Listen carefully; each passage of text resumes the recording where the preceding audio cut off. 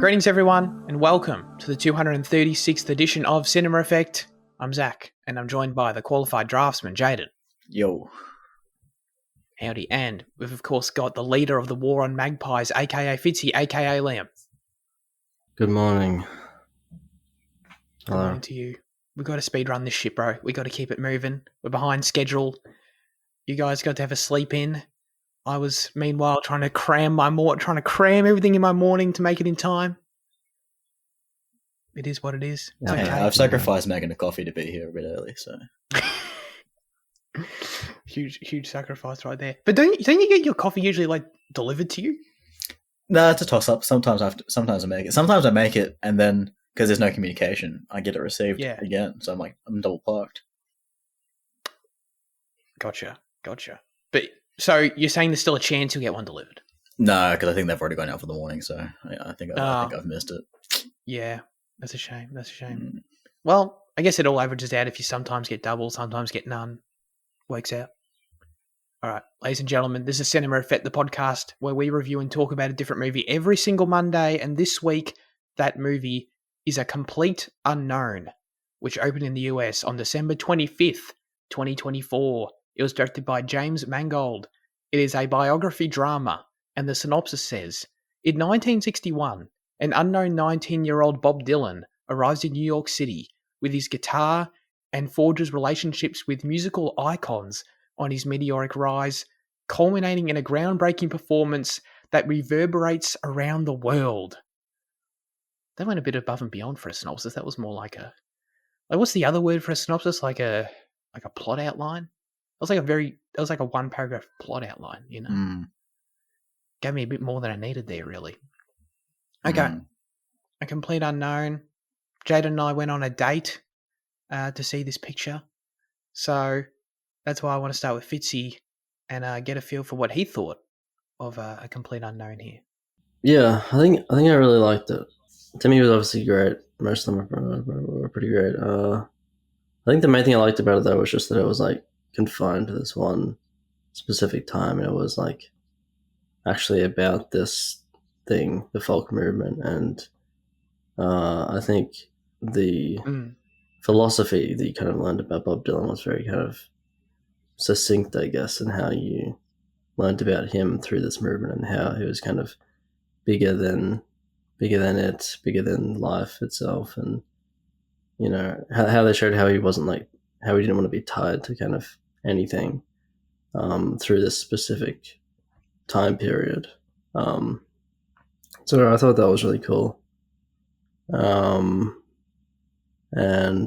I don't know, a lot of like, it was just a very like genuine feeling kind of period piece, I guess. Everyone kind of felt like they belonged to this very unique time and scene. So, yeah, I enjoyed it. Yeah, I agree with that. That's a good point as well, because it doesn't feel like as a biopic often does, it doesn't feel like it tries to stretch it out timeline-wise and focus on too many aspects of the life, you know what I mean? Yeah. It really does hone in, yeah. Which is funny, because that's kind of what, like, I like Walk the Line, which is the, you know, the Johnny Cash biopic by James Mangold. But that's kind of what that does. It kind of tells us, like, this whole, like, life story. Yeah, so it seems like it's kind of done the opposite, yeah. I mean, this is adapted from source material, and, like, the source material is called Dylan Goes Electric or whatever. Yeah. So, like, it was always going to be, like, focused on that period. Yeah, okay. That's right. Not that that's, like, any, like, comment about the film, just that, you know, that's, you know, I don't know, just putting that out there. No, I think it makes sense. I think it's thematically relevant to the film too. And so I'll just, I don't know if I've ever done trivia this early, but the original title for this film was Going Electric, which I kind of like more, to be honest. Mainly just because every time, I already told Jane this, but every time I told anyone in my life I was going to see A Complete Unknown, they were like, what? What's that? And I was like, the Bob Dylan movie. And they're like, oh! So like no one knew the title of this movie. I feel like that one's a bit more memorable. And it's also, I don't know, like Going Electric, it's like, in the synopsis I just read, like it feels thematically relevant to what happens. You know what I mean? I don't know, maybe they thought it was a bit on the nose. I don't know. I don't know what it was. But I like that title. But Anyway, what is it? sorry. What is your point, Jared, in saying that it's like it's source material? Like, how does that change? It's just that like with Walk the Line, like Mangold probably didn't have anything to base it off, so like it was always like, right, so okay. like it was like Cash's full story was going to be told, whereas with this, like it was confined to that period because it was working from something. Yeah, but I guess he could have pulled from anything. Like he didn't have to choose that source material because there's plenty of like Dylan like books that go through his whole life, you know. Yeah. Who was most interested in this one? Yeah, I liked it overall. It's a quality family movie, a quality date night movie in our case. What it does have is a killer lead performance, and I can sing the praises of that for sure. As a package, I don't know if it's going to sit too high on my list for the year. It's also a touch long, maybe. But still, good movie for sure. And I'm gonna have a Timothy praise section. So buckle in for that. Jaden, what about you? It seems like I'll be the lowest. Like I was pretty bored by the film. Like I just didn't care for the non-conflict that existed throughout the entire film. I just think that like there was nothing really. I think my biggest issue with musical biopics is that like so much of it is just like a showcase of the musician's music, and like at that point it's like, well, what's the point of the biopic when I can just listen to music? And then like that, and combined with like the fact that like the whole, not like the biggest conflict of the film is, is he going to stop playing folk music? And I was like, and like it's just like labels and puritism in music. I'm like, I just really don't care. Like I'm strongly on Dylan's side, and like there's no like caveat or like there is no what do you call it? Fuck, why can't I think of that word at all? I don't know. There is no ifs, buts, and what's about it. You know, like I just think it's strongly on his side of like the argument, pretty much.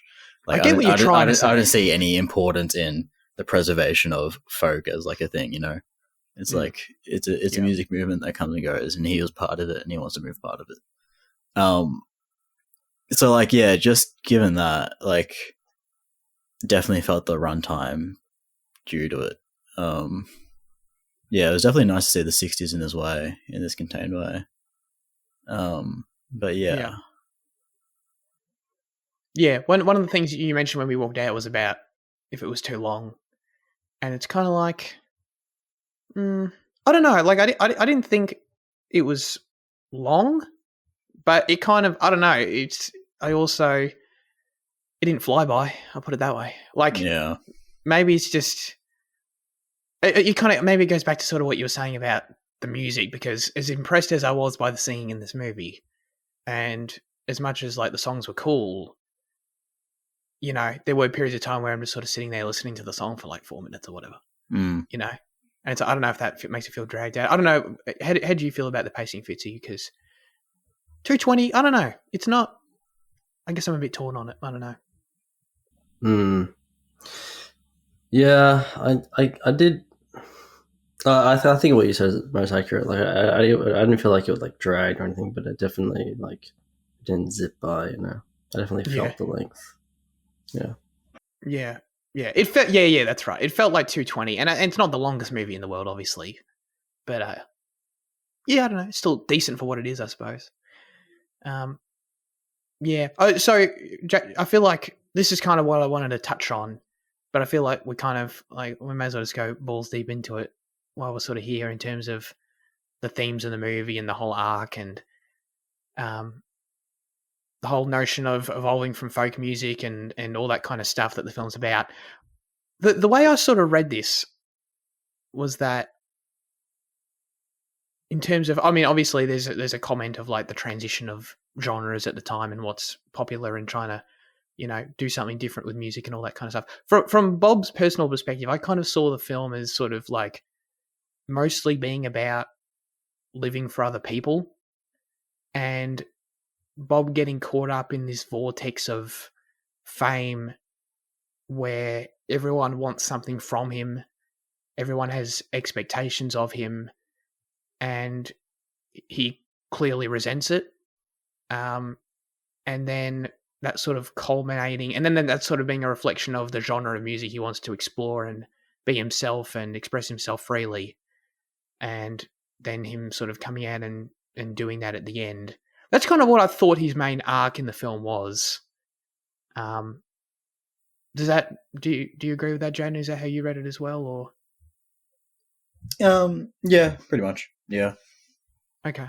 Because like he never really like. I think that's why my other issue with the film is that he is the complete unknown, and he never evolves beyond that.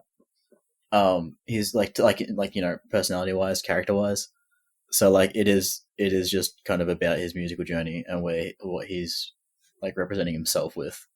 And like I just would have liked a bit more of a breakdown of the man, I guess. Because like because the film is not disinterested in it. Like it gives us a tease of it. It's like, oh, is his real name Zimmerman?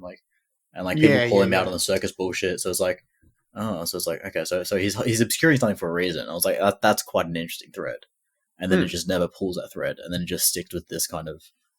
It just sticks with where it's at, where he is this kind of sheltered person, and I don't know. I think the film suffers for it from my. Yeah. I didn't really think of it that way. So Fitzy, do you agree that he's like the complete unknown? Because in that way, I guess, is the film like trying to maintain his level?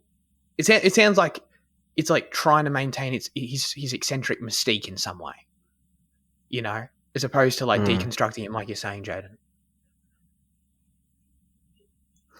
Yeah. I guess I agree somewhat that like you kept that a little bit of a distance from him, but like at the same time you kind of shown you kind of shown things about his personal life and how he kind of disregards people. And I think that was enough insight into like the man himself, quote unquote. I didn't feel that it was too obnoxious and like not showing us anything about him or something like that. Okay. I don't think it's obnoxious. I just think that it's keen on preserving his myth, and something I was mentioning to Zach as we were going home. I was like, it's for someone that's still alive. He's been mythologized so much, and this film kind of continues that.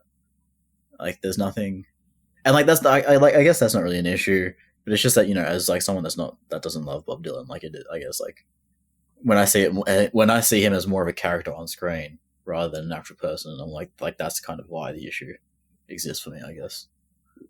Yeah, I guess, but I think the thing, like the thing is, and the thing that I think the film is saying is that like the myth comes from he self like mythologizes. Like no one mythologizes fucking Bob Dylan more than himself, So that is kind of who he is, Like he completely like hides his past and doesn't want to show you anything. So, I don't know. Right. So is that what the whole like because I too also noted about it felt like the film didn't really, it only lightly scratched the surface of like his past as his real name, Robert Zimmerman, and then he had that photo book there. Was that character who was like looking at the photo book? Was that like what's her face, Sylvia's sister, I think, or friend or something? That character was. Yeah. She was there. Like, it was her sister. Okay, right. Yeah, she was there like 3 times. I'm like, I don't know who that is, but So I was kind of curious about that too, of like what that was saying. But it's kind of, I guess that's the point. Is that like you're kind of intrigued by like uncovering the truth of like this guy's origin or whatever, but he's like he doesn't, he wants to maintain it. The world kind of the film and the world therefore sort of maintains it as well. That's pretty interesting. Yeah, in terms of self mysticizing like that. Yeah, I don't know. I think. Sorry, Fitzy. I think you brought up a point about how he treats other people in the film. I can't remember exactly what you said, but I think the film kind of shows that he's like kind of he was a bit like of an arsehole to to people in his own like private life or whatever. Like he kind of disregards. Yeah, well, he kind of disregards everyone, and like I think that's part of the whole film's like it's part of the whole. It's part of his whole philosophy in the film, which is just like music is like kind of above everything for him. It's above people and it's above any specific movement or anything. And he's like a workaholic too. You kind of see that. In like there's two scenes where he's like up writing at night at both of the women's like apartments. Yeah. So yeah. Yeah, very inconsiderate of the people sleeping right next to him both times. I mean, obviously the main thing is he cheats on Sylvia. Oh yeah, but, yeah. Oh yeah, absolutely. That's actually kind of yeah. The film doesn't make a huge deal of that plot wise or anything, but it's not like that comes up again later, really, for Sylvia. Well, it does. She doesn't know that for a fact though, right? But she like it's like the whole tension and the whole presence of what's her name? Joan? Is that her name? Yeah, I think Joan Barr, yes. Yeah. Her whole presence in his life, I guess, is obviously disruptive to Sylvia, and fair enough. But yeah, I almost forgot he did that. That's terrible. Yeah, I think you're right. I feel like maybe there's some sort of connection between the way in which he's treating people, and then the people, like the public, treat him in a way. I think there's something significant in the film about the way in which the fame affects him, and the public treats him as sort of this tool, or as this, just thing to sort of be gawked at, or, what's the thing of like dance monkey dance kind of thing that it feels like people have towards him in the film. And I'm sure in real life as well. And that's obviously, it's reflected in several scenes. Like, there's like the whole scene where he goes to that party and like everyone's just kind of bothering him, wanting shit from him. Right. And then he goes back in the elevator and he's pissed off about it, and rants about it. And yeah, I mean, that's all totally understandable. But I feel like there's something to the way in which he kind of passes that along in a way to like, to specifically Sylvia, probably, as who's the outsider. In that specific scene there, so like it's sort of the culminating scene with Sylvia and Bob, where like, which I really liked, when she's getting on the ferry, and she basically compares, being in his life, her role of being in his life, to like, being what was it she said? Was it like a performer, like a performer's instrument? Yeah, something like that. And in a way, like, I feel like that's kind of, I feel like Bob related to that, or can relate to that, because I think he feels the same way from how everyone else treats him. Which I think is, I don't know if I'm off base on this, but I feel like he sort of related to that in that moment. It sort of helped him in the end come out and go electric, as it were. In the end, he just sort of rebelled against it. Like Sylvia needed to have her sort of moment of rebelling against the way she felt by leaving, and then he sort of did the same thing by pulling the trigger on the electric music. You know what I mean? So I don't know. That's sort of what I started with like living for other people. I feel like that's sort of a common thread in the film, and an interesting one that sort of, I don't know, permeates, I suppose.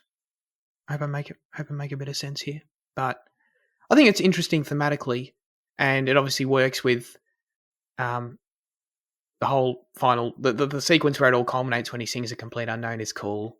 How the crowd's it's perfectly exemplified in the crowd. The crowd fucking boos the shit out of him, totally over the top, and it creates the whole drama of the situation. It's like literally the people like having expectations of him. Like, do what we want. You know what I mean? Why aren't you doing the shit that we ask you to do, kind of thing. So I thought that was a really cool culminating moment of the film, and it also, I must say, I don't know. I don't know. Is it Complete Unknown? It must be one of his biggest songs, I guess. I would imagine. But it felt, just as someone who's not a big Dylan music guy or anything, like, to me it was the best song in the movie. So like, it felt perfect. It felt like it all came together in that moment as well. Like, these morons want him to boo him off stage and shit, and then he plays the best song, and it's like totally validates it in the end, kind of thing. Right.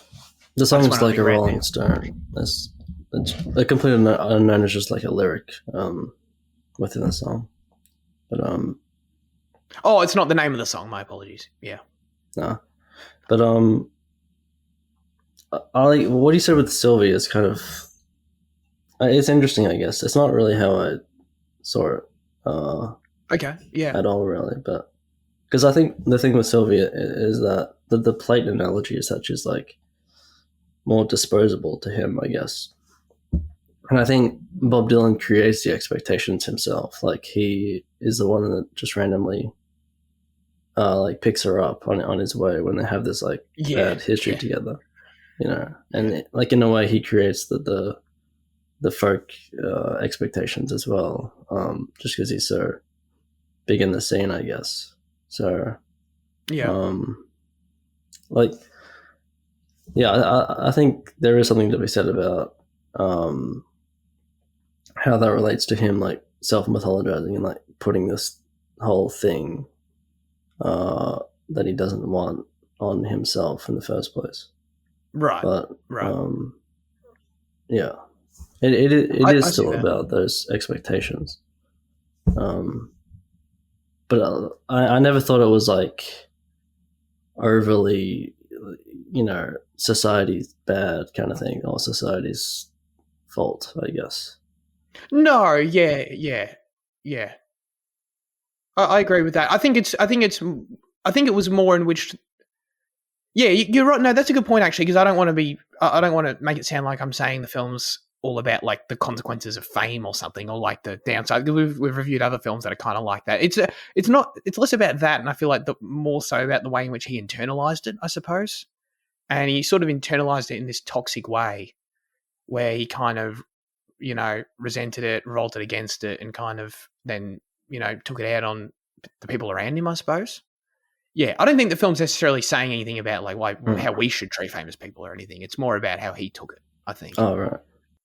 I think so. And there's that also that scene in the bar, you know, where he's just trying to go in there freely, and actually maybe that's more to the other point, I don't know. But when he was trying to go in there just to hang out, and then basically him being famous results in him getting mauled and then beaten up or harassed and all that kind of stuff.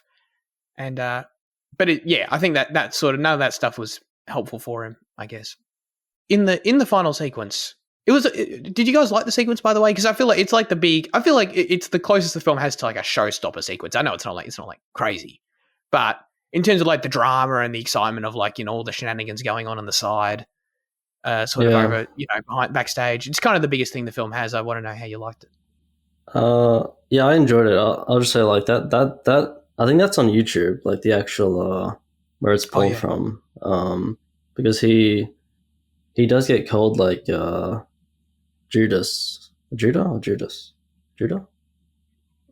I thought it was Judas in the film. Judas, yeah. And he does like say like I don't believe you or something. I think that exchange is like was like a real exchange, and that's crazy. Obviously, like playing the electric guitar and everyone booing him and stuff. I think it's on YouTube, and it was like in daylight. Yeah.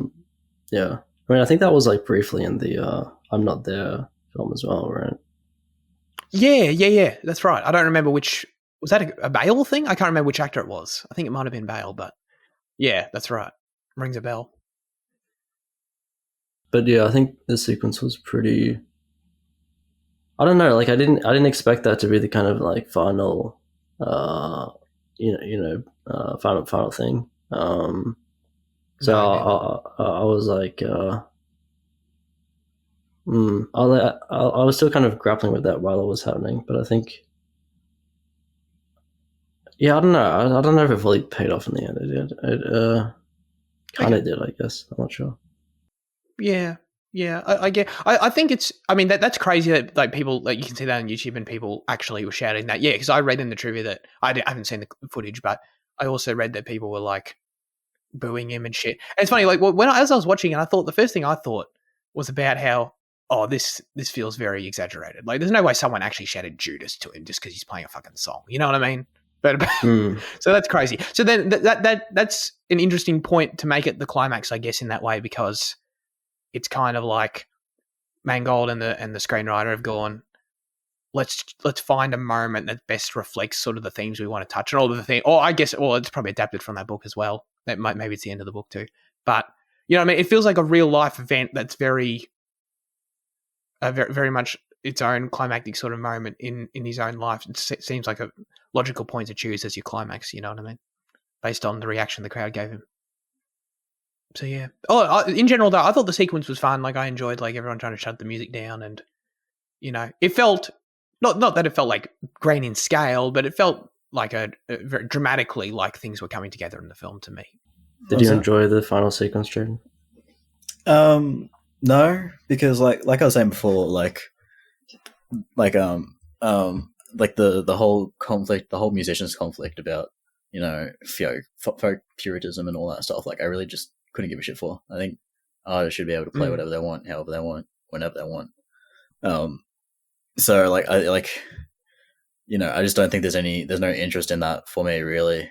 That sequence, because like I don't know, I'm just staunchly with Dylan on that, and I just think the way it plays is also like it probably like it also like features. Is Dub bring that up later? Go for it, bro. Where was I? I've kind of lost myself in all that umming and ahhing. Yeah, I just didn't care for it, I guess. Like, I think I don't know. Like Dylan going electric shouldn't be that big of a deal. Is kind of, and like sure. That's why I'm like you know, like I get it is, but like to me, like once again as a non-Dylan fan, like it's just not like where I'm at with the film. But then also like in the way it's playing backstage, I just kind of I want to get to the character of Oshi, Pete's wife. Oh yeah, Toshi. Toshi. Oshi. I don't know. Regardless, like I the way that she's used in that scene and throughout the film it's just really annoying. Because she's only there to play the silent Asian that like looks on approvingly and disapprovingly, and like she's like and like in that scene is like the most like it kind of comes to when like Pete's gonna go and like cut it off, and then she looks at him sternly and she's like, and then like she finally seems like she's gonna say something to Bob as he's coming off stage, and like she's finally gonna get to express herself, and then she doesn't. And like it's just a kind of really annoying characterization, because like like she's just there to look happy or to look sad and to kind of support Pete, but like she does it non-verbally, and then when she finally seems to be getting a chance, like it just gets shut out. So it's like that was like another part of the scene that I just didn't really like. Yeah. I mean, I don't disagree. She's kind of a minor character in the scheme of things, but like you're right though. She kind of feels like she's just sort of there to like be the audience in some way, like this, you know, she just reflect how the approve or disapprove as the audience would, kind of. Where there's that scene earlier in like the TV station where she's like, "Oh my god, this Bob Dylan!" Like she's kind of like, Bob Dylan's late, you know, he's unprofessional, he's annoying. That's kind of the vibe she's giving. And then she's like, by the end, she's like on his side. I don't really know why, other than like, I guess we are. You know what I mean? I don't really know like why her mind changed or anything necessarily, but I was just gonna say I was so I get what you're saying about your stance on the whole conflict of the ending, but I'm surprised that didn't sort of permeate in a way or manifest itself in a way for you to be like invested in it, in terms of like, you know, don't shut this shit down. Like there's two sides in that scene, you know what I mean? And you clearly strongly have one of those sides, but it didn't manifest itself into being invested in the scene itself, you know what I mean? In terms of like, don't fucking turn down the music or whatever. Don't compromise the performance. No, because like there was no stake to it. Like Dylan had already recorded the record, so you knew that was the direction the music was going. That's true. And like you knew that the folk people were always going to be unhappy. Like it was like it was an outcome that was always going to be like, you know, that. That's like fair. Is it not? Yeah, if they were like trying to compromise the production of the album or something, they might feel a bit different. Yeah. But that would obviously be fiction, but, like if they were actively trying to stop him from recording the album, then you know there might be a bit more to it. but then obviously Yeah. it's history, so we know that doesn't happen. Yeah, But exactly. it's just that, like, yeah, I don't know. I just don't think any of it really, none of it really picked me, you know. Something I was surprised by here. I think Johnny Cash is important in the film, has an important role to play for Dylan, but I thought it was, and something I still haven't really wrapped my head around, I don't know if you had thoughts, Fitzy, was just that at the end when he's sort of the one who gives him that nudge to go back out there and give the crowd what they want, because Dylan just wanted to leave, understandably so. So, I don't know, looking at Bob's arc in the way that we have been so far, it kind of felt counterproductive to it, but I don't know, I also feel like maybe it says something about Dylan that makes sense that I don't quite get, you know what I mean? The fact that he was convinced in the end to sort of go back out there and give the annoying people, throw them a bone, essentially, you know what I mean? I sort of feel like he didn't need to, and I don't know why he did, I guess.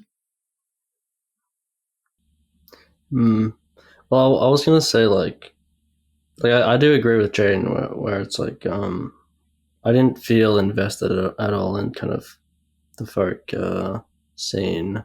Or I didn't feel like it was just, I didn't feel like the counter argument was ever like that convincing. And I think it's just like, it's kind of like in real life. Bob Dylan is so like charismatic and convincing in the film that you just kind of, any other option seems, following any other character just seems kind of like silly, I guess. Like Edward Norton, just like, you know, he's like he's I don't know what he is. He's just like someone that you don't. He's like grandpa vibes for sure. Yeah. He's someone ignorable, you know. Like I don't know. Yeah. He's like the guy that comes to like. He's like the pleasant man. He comes to like, I don't know, perform at your school. Yeah, he was like a Mr. Rogers type of guy. Like, but with like less charisma. Yeah, way less charisma. Yeah. So yeah, I feel like I don't know. Like with all the civil rights stuff that they kind of montage over, you definitely could have made a more like convincing case for like why folk was so important. You know. That's true. But I guess maybe really the film is like more from Dylan's perspective that, you know, maybe, like I don't want to be too cynical with it, but maybe to Dylan, folk was more of just like what was popular at the time is something he could kind of use, you know, to market himself in the kind of self-mythologizing way that he does. So, I don't know. Like I do agree that the other side is never really convincing, and maybe that's why that final sequence doesn't really work, because I don't really feel anything when Edward Norton goes to freaking you know, stop the sound or whatever. I'm just like, stop that guy, you know, don't. That is totally fiction, by the way. I ran the trivia. Right? Yeah. Like Pete's character Pete never did that. That felt out of character, man. You know, he was too he was too action oriented in that scene. Definitely, he was too proactive. Like that guy. He was too proactive. That man would not go and like up to people and try and like shut down a whole production. There's no way. Yeah, it was like wrestling with the guy. This is not Pete's figure, man. That's actually a good point. Yeah, totally. Oh, I was just gonna like, I don't know if you had any thoughts on the Johnny Cash thing, just because I thought like it sort of just came off like Dylan had such a soft spot for him that he couldn't help himself. But I feel like surely there's more there. I don't know. I feel like in that specific scene, Dylan was already kind of like looking back, and he kind of already made the decision to. You think so? Play them one last folk song, and Cash was just kind of there to help him. I think that's what that's Cash's. That's kind of what Cash's role was throughout. He was just kind of. He just supported whatever decision that Dylan made. Yeah, that's true. Yeah. Wherever Dylan was sort of leaning throughout, he kind of came in and gave him that confidence to sort of back it. I don't think he pushed him in any specific direction. Yeah.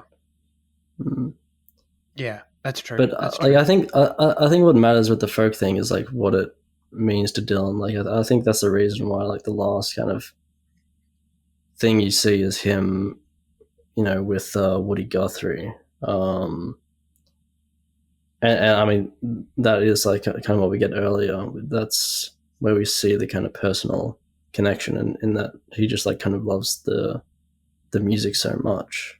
But like, like from the other characters' perspectives, I just like don't care about it. I mean, Norton is kind of the representation of it, but I guess there are others too.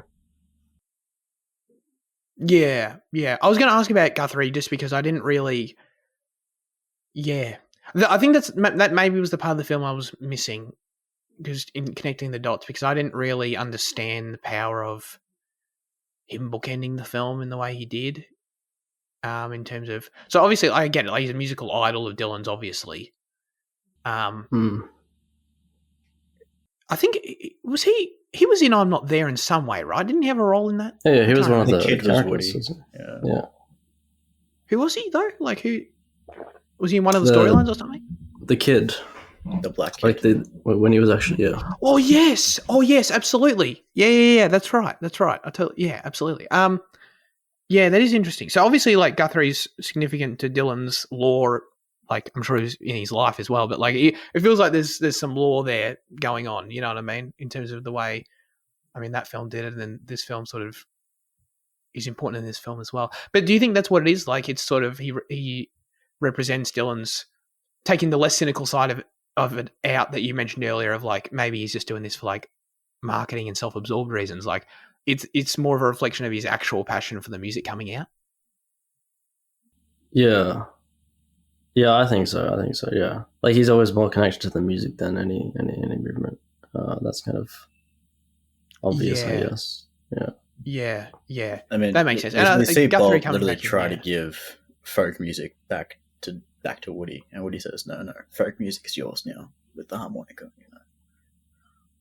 Oh, I didn't get that. That's cool. That's nice. I think I didn't understand. I didn't understand Timothy a lot in this movie. I'm not gonna lie. Oh, dude, I need subtitles so fucking bad. The bubbling. Yeah. Like the first 30 minutes as well. Like it took a while to train your ear to it.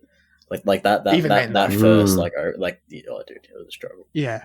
That actually, no, I honestly didn't get that at all. But it's like that should be obvious. Like the harmonica comes back. Yeah. That's good. That's good stuff. Okay, I like that. I just didn't get it. Okay. Yeah, that's cool. So then, leaving you on that note, I guess leaves you in this more obviously, leaves you in this optimistic place of like Dylan's going to go on with his passion for music, his newfound confidence, and make like 53 more albums or whatever. It's like where the film leaves you, just to make way too much music. Yeah, okay, no, that's cool.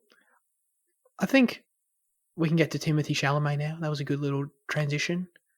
I don't know if I'm gonna. I don't know how hard I'm gonna sound. I don't know, but this is his best performance. Even I couldn't understand it. It was just. He was Bob Dylan. It was crazy. Like, I straight up, it was one of those performances where, like, even as I was taking my notes here, like, usually I write actors' names, as you know. He became Bob Dylan, I was just writing Dylan. Like, I didn't, like, at a certain point in the film, I kind of had to remind myself, that's June Man. That's Paul Atreides right there. Like, it's just, he just transformed into the role for me. How'd you feel about it, Jane? Did you dig it?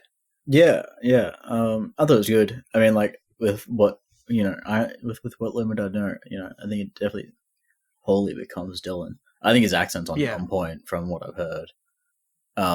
Which is like incredible to kind of. Like, he has such a unique way of speaking, and like to mimic that to that degree is kind of insane. Yeah. And yeah, I think he just looks like he embodies a man. Yeah.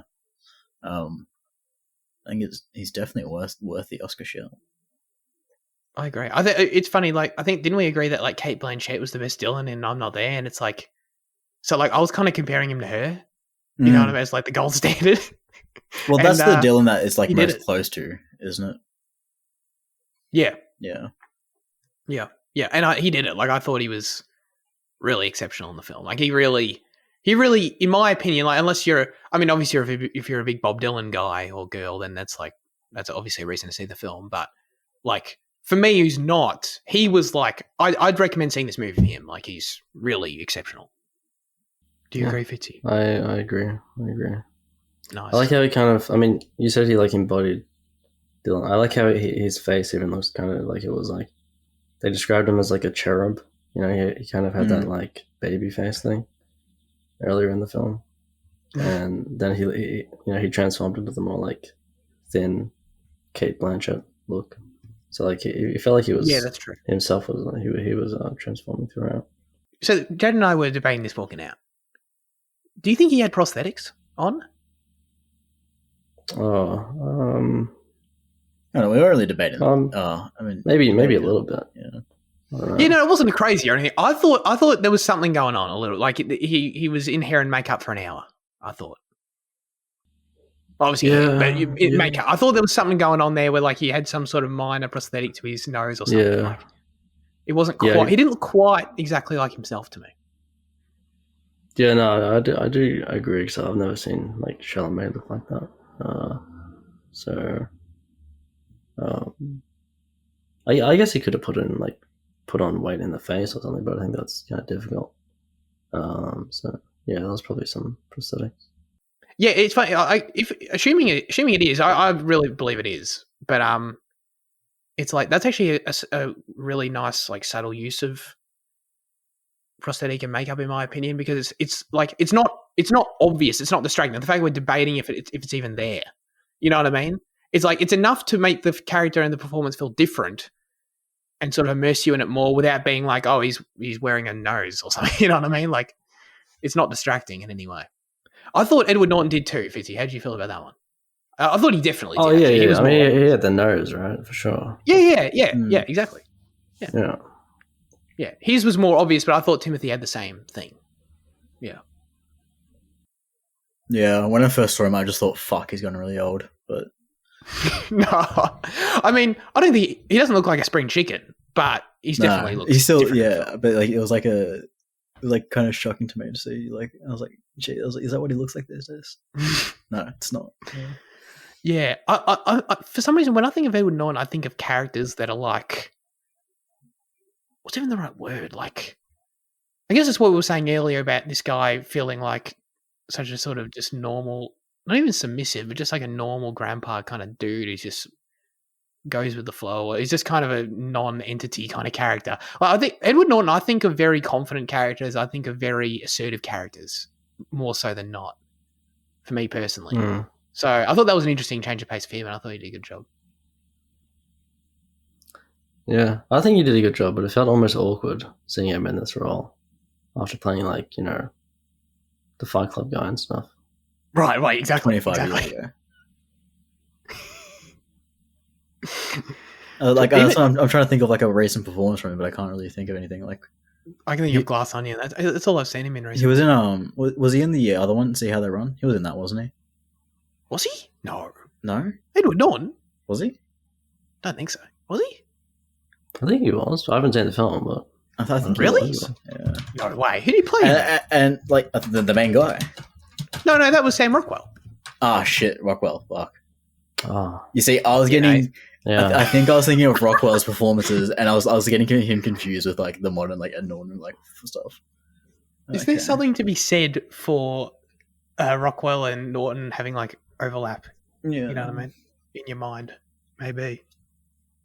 I mean, they're similar guys, you know. Like, you could take Rockwell and Edward and like change them around in like performances, like, you know. You could put Norton in Seven Psychopaths. I haven't seen that, but you could. Or like, you can put like Norton in Moon. Could you put Rockwell in Fight Club? In Moon. Yeah, I can see that. I reckon you could. Yeah. You could put Norton in like Assassination of Jesse James. Yes. Yeah. Yep. You could do that.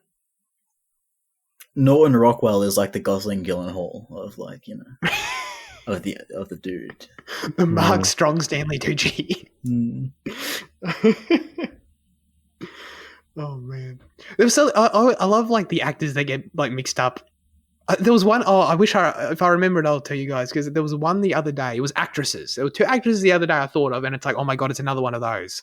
But I can't remember what it was, but I'll think of it. I'll see if you guys agree.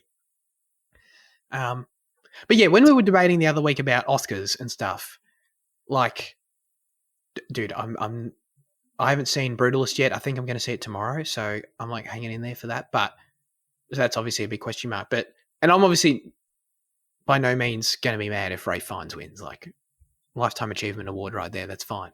But I thought Timothée was stronger. Like, Timothée is the best performance I've seen so far.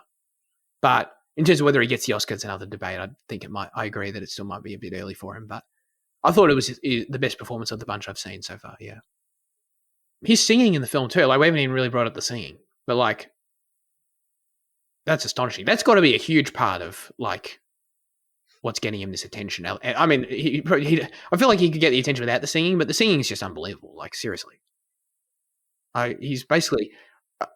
I'm no expert. Maybe if you were, I don't know, like a what's the word when you're like an expert on, like, historical expert on one person? What's that called? There's a word for it. You're like you would say you're a Bob Dylan X. Bio expert. It's too early in the morning. Anyway, maybe if you're one of those, like, you could nitpick it or something. To me, it was just like 1-to-1. It was just, I can't believe he recreated the songs that well. You know, did you enjoy like the songs, the singing, the sequences? Like, you know, because they were, you know, it's a Bob Dylan movie. They're there quite decently there. I think Monica Barbaro is the main one who also sort of gets them. Her and Timothée. Well, these are like kind of his most popular songs. You know, True. like, not my favorite of his stuff, but yeah, they were. I'm sorry for injecting my personal opinion. Well, you really like his 20th to 35th album, rather That's than what I was joking. That's what I was laughing 5 about. albums. No, I like the stuff that came like a decade after, when he was still producing good stuff.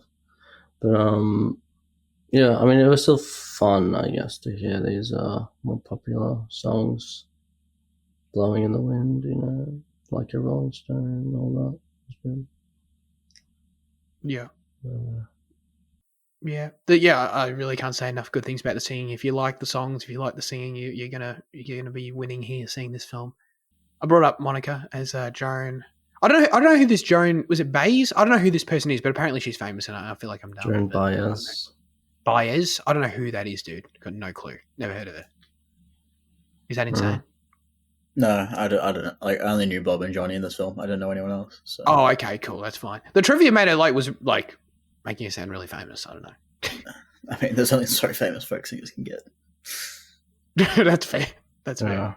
I only really know her for like the Diamonds and Rust song, which they mentioned at the end, which is like the song about Bob Dylan. Oh yeah.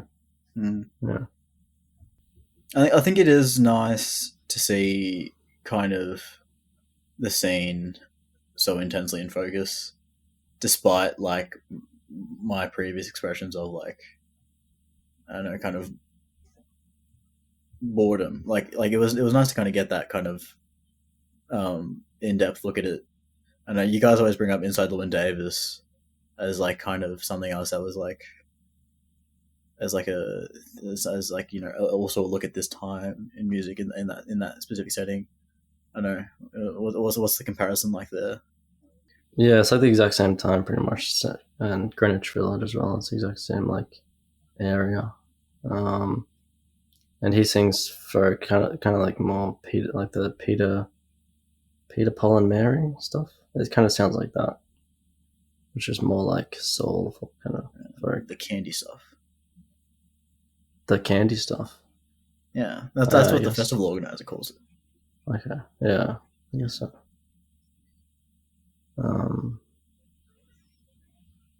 Wasn't there a scene in the film where Bob Dylan appeared? Yeah, there was. You said that. You guys say there are, so. No, Fitzy's told me that, and I was like, I don't know. Probably. I don't remember. No, there definitely was, yeah. That sounds really cool. Do you reckon it was weird for Mangold to like direct another actor as Johnny Cash. You know what I mean? Not that what else do you do? It's not like you get Joaquin to come in and do this. That'd be weird. That'd be really weird, actually.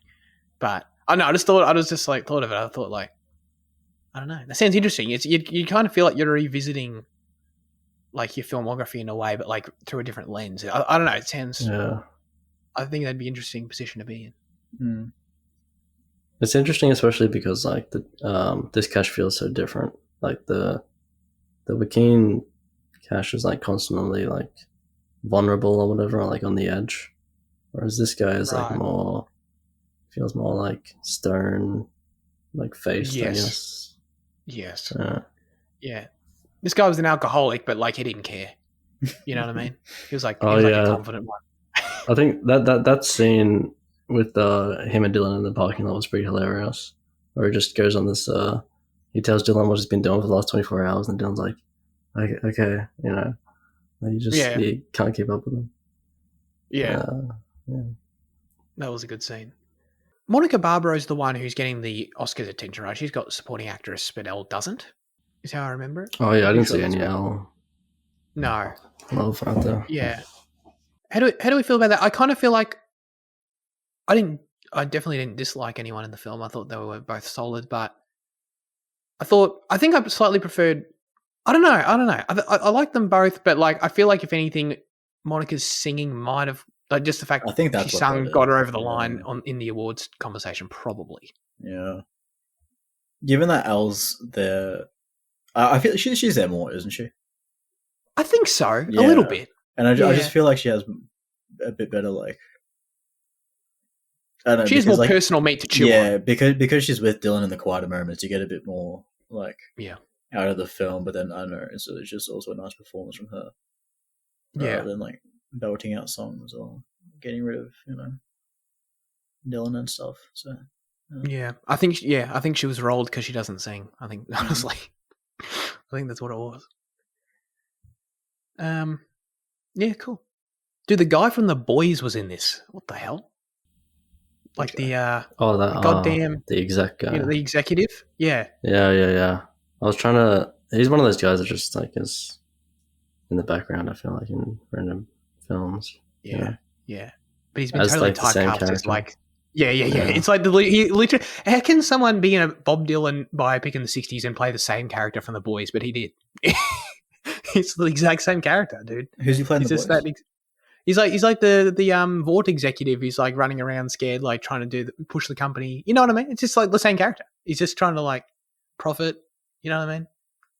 Okay. Like push the other characters to like do what the company wants. It's like the same thing.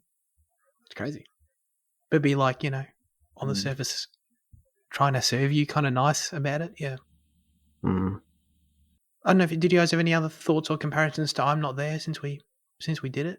Obviously, a very different. Take. Actually, maybe we can ask Liam. Like, so the Heath Ledger part of I'm Not There, is that meant to be based on Joan or Sylvia, or is that like a different relationship? Oh, you know, I think that's a different relationship. I think that's afterwards, but okay, I'm not sure because like that's the whole like domestic thing. But I feel like in the film he meets her earlier, like when he's kind of in that Greenwich scene. But yeah, like I think it is a different person. Yeah, okay. Yeah, it's too hard to chalk up to in that I'm Not There. Like how much of it is artistic liberty because of how creative the film is. You know what I mean? Yeah. Yeah, I guess I'm done. Well, the only other thing is that like I was expecting, like he was in a motorcycle accident in real life, so that kind of final scene, I wasn't sure. Oh, I was a little anxious. I wasn't sure if that's where like that was going to happen or not. But I think ending on that is kind of interesting, where it's like, you know, you said it like it is like on the surface a very hopeful kind of. He's going to go and do new things, but with the knowledge that he was in an accident in real life, he kind of had this extra anxiety. Added this extra anxiety to the. Yeah, the guy behind us got excited every time the motorbike came up. Oh really? Is that for real? Yeah. Did you notice that? Yeah, like back right at me. Like every time, like what? He'd be like, "Oh, yeah." I heard him a couple times. I didn't make the connection that it was every time a motorbike turned. Oh, he made it a couple other times, but like every time he got on the motorbike, he was a bit like, "Oh." He was like, "Oh, here it is. Here we go." That was me. Yeah, I was actually young. So. Oh wow, that's funny. It's funny at the end, like you guys are half expecting that. I didn't expect the film to have like another 20 minutes in it. It was gonna have an accident, and then it was gonna be a whole thing. An Iron Claw. Yeah, that's right. That's right. All right, let's get to our final verdicts for A Complete Unknown. Jaden. I'll give it a 6. Yeah, good, but like, yeah, I was definitely on the board side, and I definitely think there was more work that he could have done with the character. Yeah. I feel like in line with that, I'll give it a 7. I liked the scenes more than you a bit, and I think Timothée Chalamet Ding Dong is phenomenal. Sorry, I made myself laugh too much. Phenomenal performance. So yeah, it's a 7 from me. Overall, a good movie for sure. Fitzy. I'll slap an 8 on it. Yeah. Like even though the first I was kind of weak, I think that everything, like seeing the film, seeing everything from Dylan's perspective kind of makes sense of it, and I think Chalamet is very, very strong, and it's just a very enjoyable film. So yeah, 8. Nice. Look at that, stepping up every time there. Sorry, last night when I in the IMDb, like someone wrote in there. I don't look at IMDb reviews, but like the top user review, like the title of it was Timothée Chalamet Ding Dong, and I just thought it was so funny. They're like, I want to kind of make that a thing now. I want to force it, This guy had the balls to say it, so it's fun. All right. The balls to say it on an IMDb review. It just flows, man. It's great. This film has like 5 times the amount I watched already, like compared to I'm Not There. Really? Yeah. I'm Not There. It's funny. Yeah, it's stacked cast, quality film. It just kind of it feels like one of those ones that is going under the radar historically. Mm. I don't know what it is. But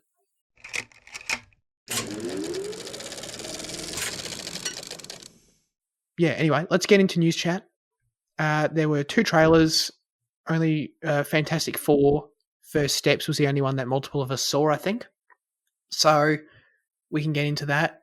Jaden's so checked out he didn't even care. He didn't even watch the Fantastic Four trailer, man. Aren't you hyped for the future of the Fantastic Four in the MCU, Jaden? Nah. Galactus is there. He's gonna hover over New York or whatever. Yeah, I saw the important screenshots. Yeah, you saw them in the costume or whatever. Okay. Yeah, fair enough. Like, I saw Fitzy, that what do you Galactus think? shot. Oh, sorry. Yeah. No, you're right. Fitzy, what do you think of this trailer?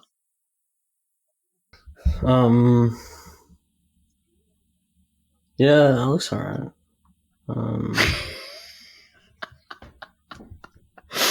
That's where we're at these days with Marvel. No, I mean, I think I'm more excited for this than your average Marvel thing. I am too. Yeah. Not like by a great margin, but But this versus Thunderbolts, we know it's winning. Thunderbolt. What is that? What is Thunderbolts? I've told you like 4 times, but I don't even blame you, dude. Like everyone forgets. It's the goddamn. It's the one with like oh god. It's how do you even Florence explain? Pugh. It's like the one with all the B and characters. It's like Wyatt Russell, Florence Pugh, David Harbour. Yeah. Thunderbolts. Oh, Sebastian Stan's still in it, I think, right? So at least there's him. Anyway, sorry. Yeah, well, I don't know if I. Yeah. Oh, that's it. What do you think of the cast in their look and shit? You feeling it?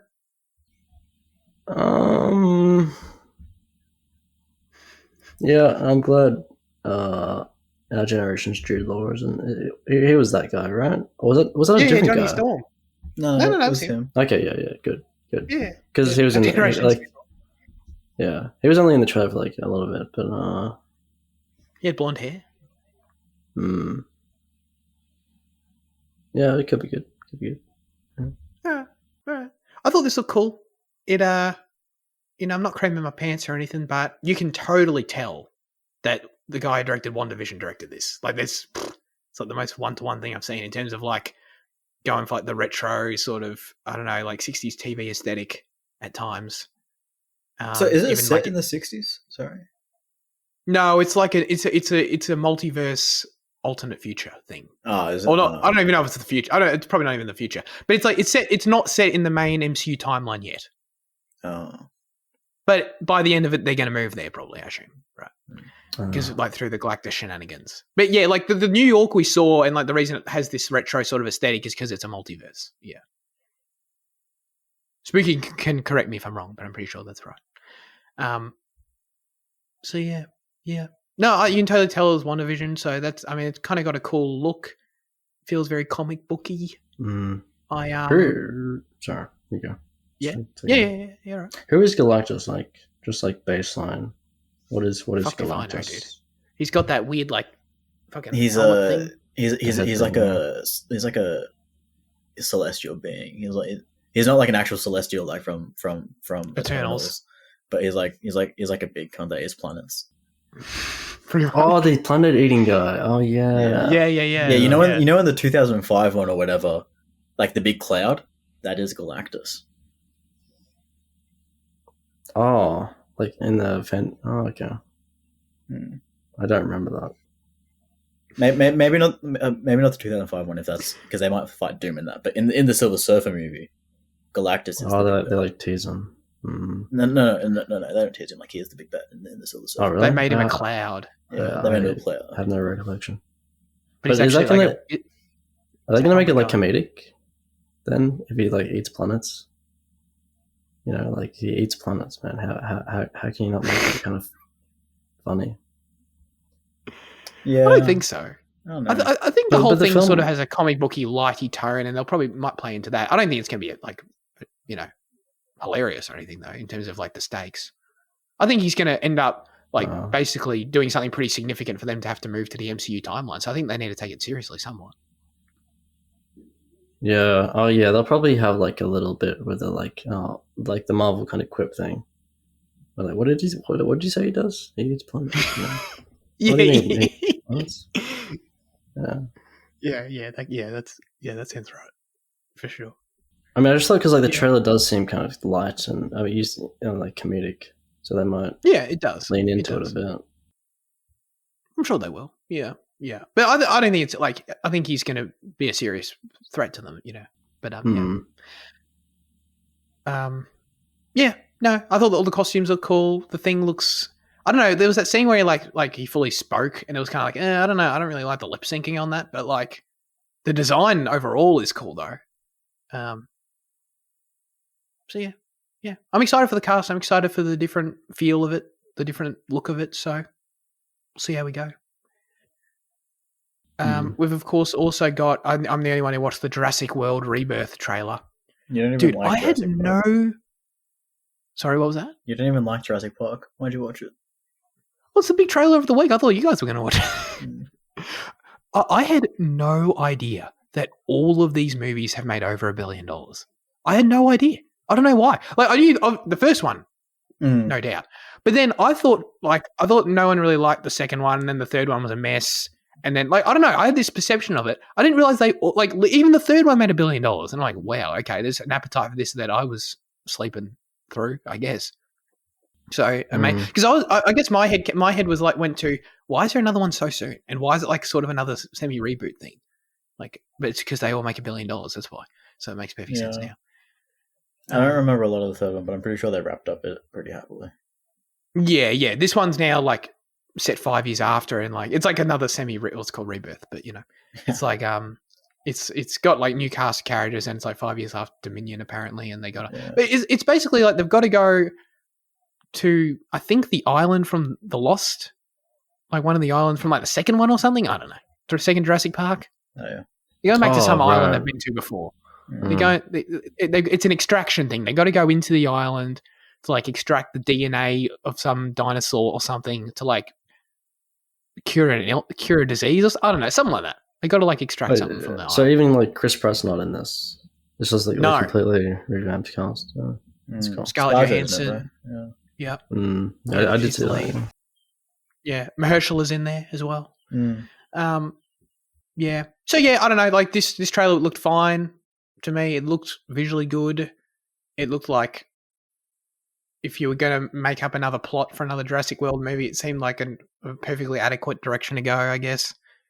And so yeah, I mean, to be honest, like the only thing that would really draw me to this is like Gareth directing it. So if I hear good things about it, I might check it out. But it's definitely, it's not really my cup of tea overall, really, necessarily.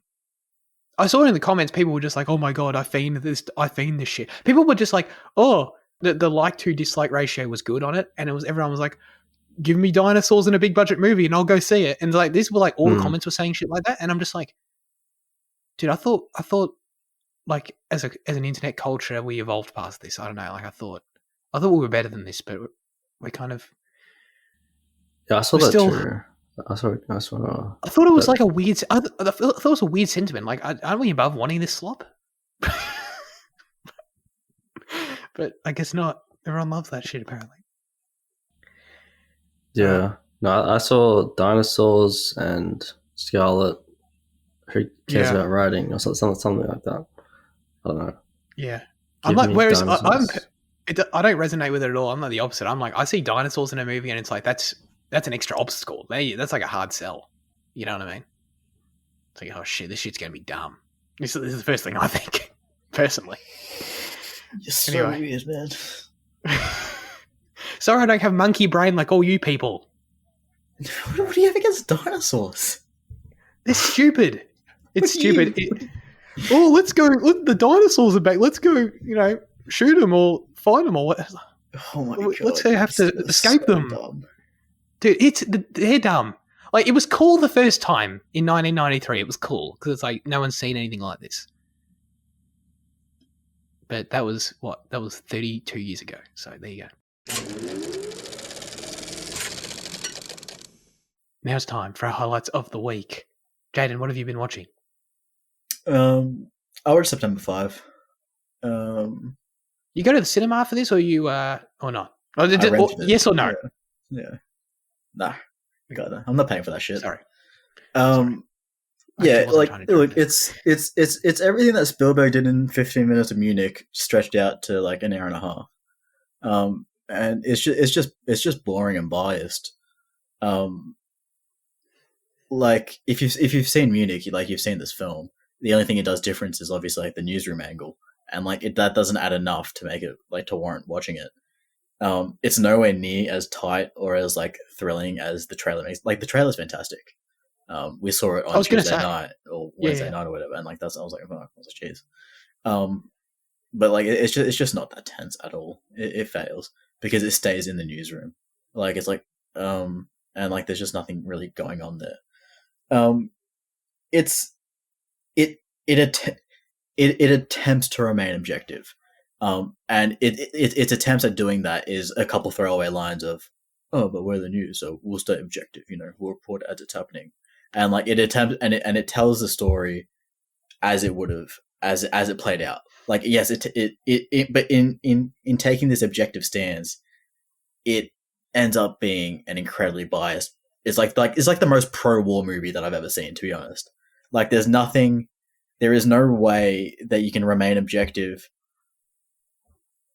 by like obscuring and like it doesn't acknowledge any counter, like it doesn't offer any explanation as to like why this is happening, which is like fine, like writing wise, I guess, in that you're remaining objective to the day and like how that all happened. But the result is that it comes off extremely pro Israel and pro one way, and there really is no counter to the argument. And like, at the end of the day, like it's kind of like a deeply evil thing to release at this time, and like in this way, because like it just the Palestinians in the film are nameless, faceless, as they would have been to the news crew, which is like the intent.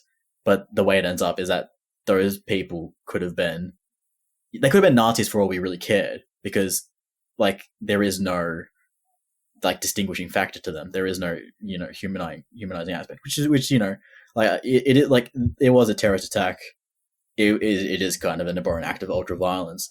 But the way that Spielberg goes around it is just so much better because, like, in placing us with them, you see, as you see it all play out, you see the remorse and the regret, and there's a bit of understanding, and then obviously, like, the other 2 hours of Munich goes on to dismantle a little bit about the Mossad, and it kind of, you know, it has a comment about the circle of violence. Whereas this is just purely, look at how bad this is so terrible, which it is, but it offers up no counter as to why it's happening. And as such, like, it is just such a pro-war thing of, look at what happened. We need to stop this from happening ever again. So it really fails in its objectivity. And it fails in being engaging because Spielberg does it so much better and so much shorter. Wow, if anything gets Chad in praising Spielberg, it's wild. Dude, Munich's great. I love Munich. Listen to episode 84 of the podcast to find out. Oh, it was definitely earlier than that. Was it? Was I don't know. It was probably, I don't know, in the 30s or 40s, maybe? You reckon 30s? Fuck. Might have been 30s. Jeez. Yeah. It was year one. So, no, it must have. Oh. Yeah. 2020. I was going to say, you're talking about Munich, dude, I don't remember anything about that movie. It's crazy. It's crazy. Isn't Daniel Craig in it? In Munich, yeah. Yeah, dude, oh my God. That's crazy.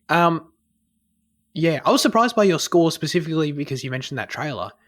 And when you said it's not engaging, I like, if anything, like I totally hear what you're saying about, you know, it thematically and as a commentary and all that. But well, I thought, if anything, surely this movie's got to be engaging, but based on this trailer. Like, it's got to be thrilling. You know what I mean? No. And no, alas. It really isn't.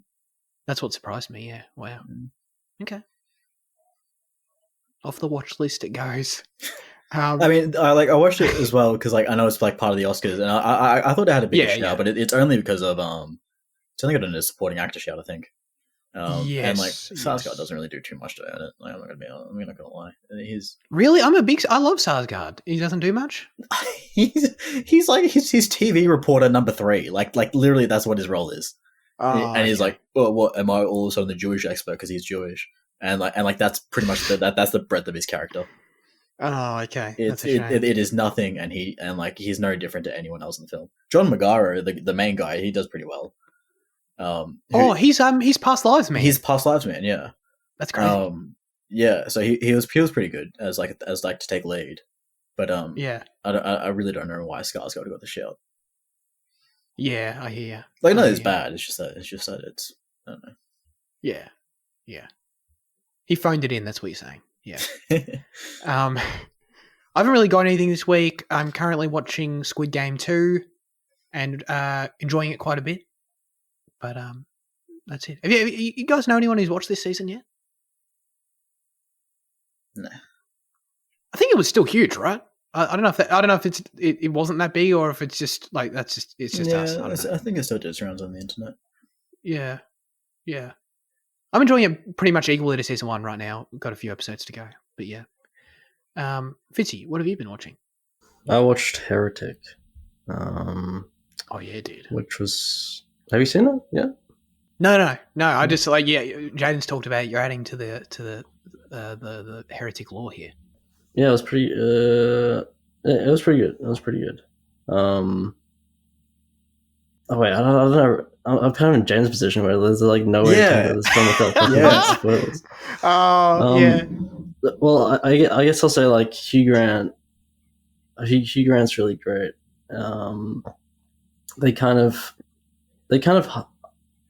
They sprinkle what he actually like believes in throughout the film, and they kind of hide it a bit. But like the film kind of builds such a mystique about it, I guess, that when you actually arrive at what his actual ideology is kind of disappointing, I guess. I think the first half of the film is really strong. Like, you know, Hugh Grant goes on these massive rants about iterations and, you know, music monopoly and how that relates to religion and stuff. And that's Jar Jar Binks, yeah. And that's all great. But the film kind of loses itself a bit in the second half. It just kind of becomes less interesting as you go along. But I think that makes sense because you kind of you kind of start to see the cracks in Mr. Reed's character, but maybe just become like more disinterested in what he has to say. But like at the same time, the film does kind of deliver a coherent philosophy, and the film it like grapples with Reed's side. It's not like on Reed's side, really. So it's interesting. I think I talked with Luke. I talked about it with Luke afterwards, and well, I couldn't really pass the film at first. I had to watch like a video on it. And then I talked with Luke on like what the video had to say, and our minds like opened a bit. So I think like the film does have something. It does have like discussion kind of merit to it, I guess. That's good. And it could be interesting like on a rewatch. So ultimately, I think it's like successful. Sophie Thatcher's pretty good in it. But Hugh Grant is definitely like if Hugh Grant wasn't in it, it'd definitely be like whatever, because he is pretty fantastic in it. But yeah, it's engaging for sure. Definitely, you give it a watch. I like how we've like, first it was Luke, then it was Jaden. It's like we've all kind of it's like dominoes. But yeah, I'm the next to fall here, clearly. Yeah, check it out for sure. I was disappointed that Topher Grace was not in it more. But when I watched it, it was a special screening at Village. Yeah. Gotcha. I can't be banned from asking this question. You guys are more than welcome to answer in a tactful way. That's fine. I don't understand why you need to ask the question though. Yeah. But I want to know, dude. Half the time you answer and it's like, oh, it's on Prime now, and it's like, yes, thank you, that's helpful. I know. Just fucking ask afterwards. Have a look. I don't know. What do you mean? What do you need to ask on air right then? When you know the answer. You need to know straight away. I think of it right then. Anyway, yeah, no, it's fine. It's fine. Okay. Well, mate, you're talking about the year of Jack Quaid, dude. You had the week of Sophie Thatcher then. Oh yeah. Well, you see, in Companion, Lucas Gage was in Companion, so I watched a different Lucas Gage film, How to Blow Up a Pipeline, and then I also watched a Sophie Thatcher film. So it's the Companion kind of multiverse this week. Yeah, that's right. That's right. Very good. Is she on the rise? Because I've only seen her in Yellow Jackets, but she's the best. Sure, yeah. She's the best young actress in that show, in my opinion. So, I'm glad it seems like she's going to be on the up and up here. Now comes the segment where we hand the show over to you with our question of the show. Last week we asked you, what is a movie you watched because of its title? Dr. Luke said, Late Night with the Devil. Sounded cool.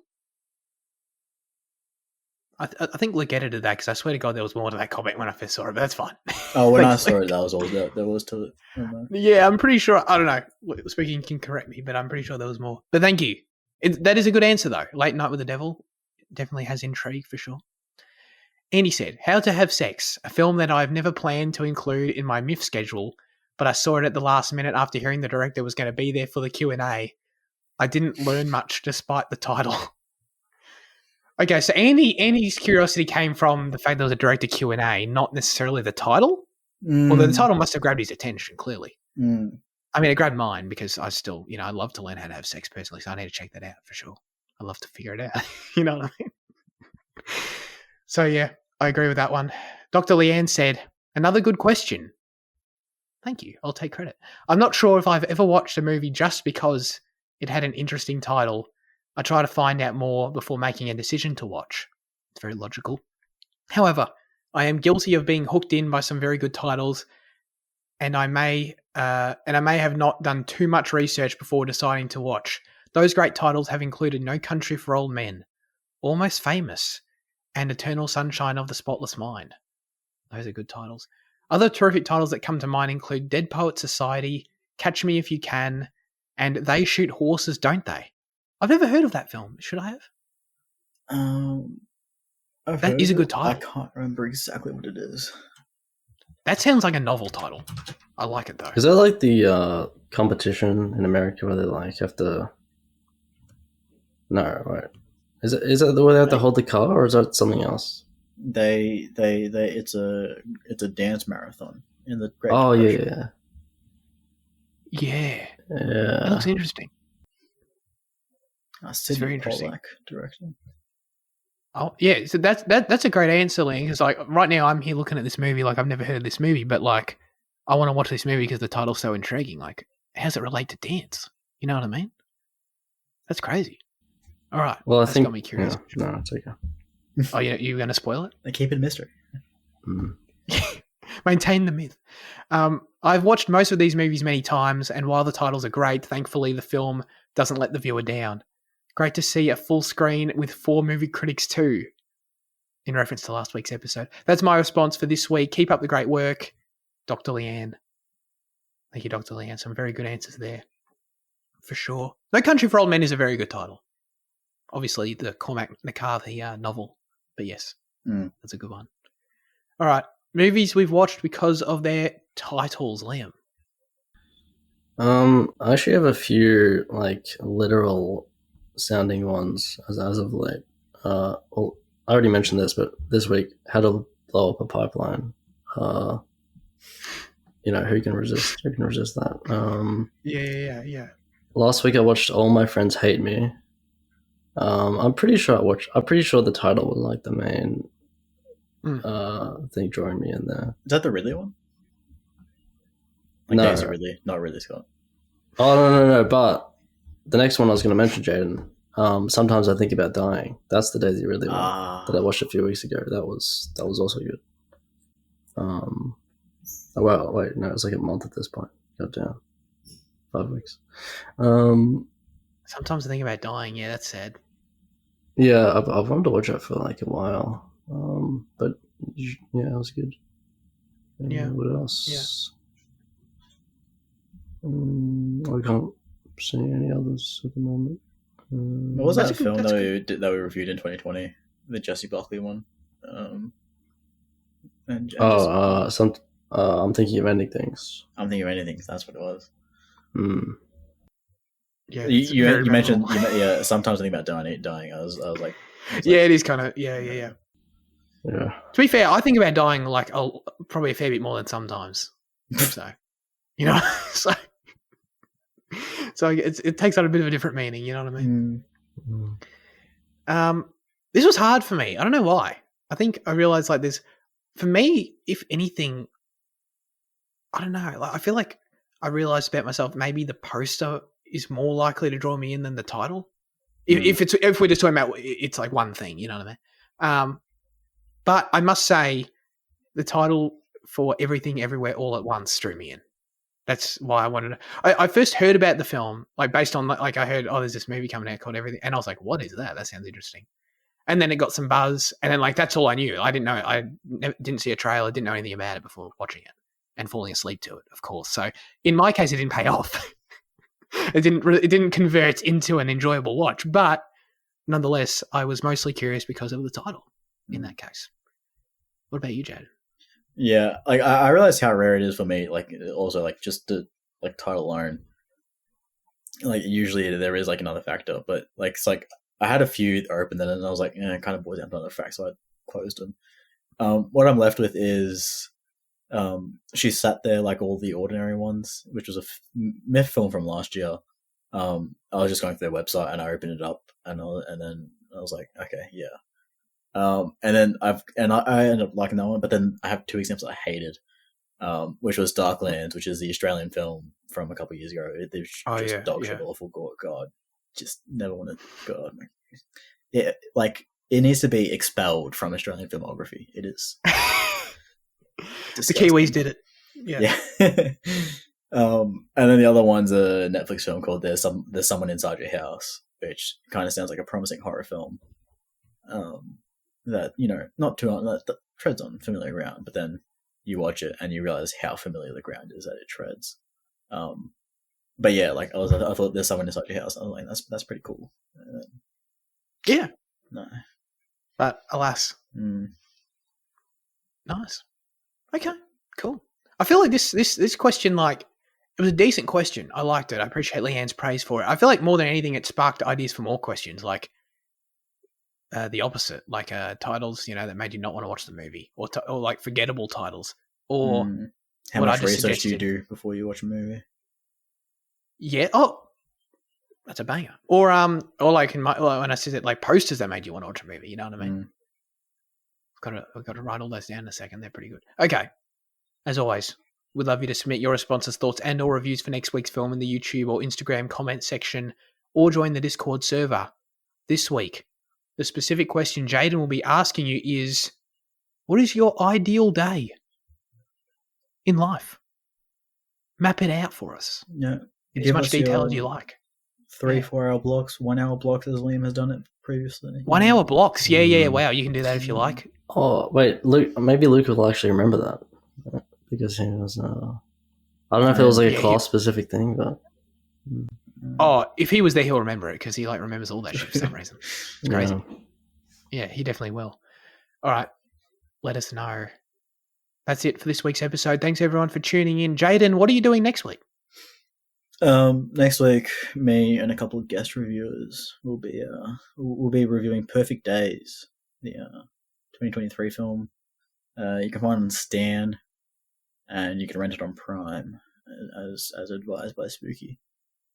What? Since when is Spooky like a? It's because he has to rent it. Yeah, I could. He's a Prime shill. Yeah. Give Amazon that money. All right, very nice. I'll be checking it out for sure. Is Andy the only one who's seen it of you guys? Have you seen it, Liam? Oh no, I haven't seen it. I've seen like 20 minutes. Yeah. So no, I haven't seen it. Andy's the only one seen it then. Nice. All right, I'll be checking it out for sure. Very exciting. Okay. That's it. I appreciate Liam and Jaden for joining me as always. Have a great rest of your week, everyone, and goodbye.